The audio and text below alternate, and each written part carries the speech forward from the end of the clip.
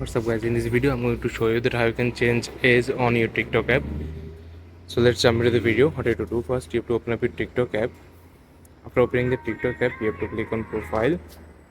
So after clicking on profile, you have to click on this three dot bar icon in the top right corner. Then you have to click on settings and privacy. Please guys, make sure you watch the full video and follow every steps that I'm going to show you. After going to settings and privacy, you have to scroll a little bit and you have to click on report a problem.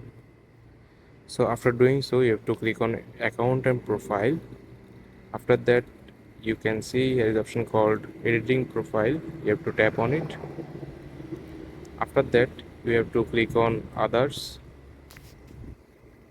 Then you have to scroll a little bit and you have to click on no. After that, you have to choose the option called need more help. Then a direct chat to TikTok help desk will pop up. You have to send them a message that I want to change birthday on TikTok, and they will guide you through that how you can change your age on TikTok app. So this is how you change your birthday or age on your TikTok app.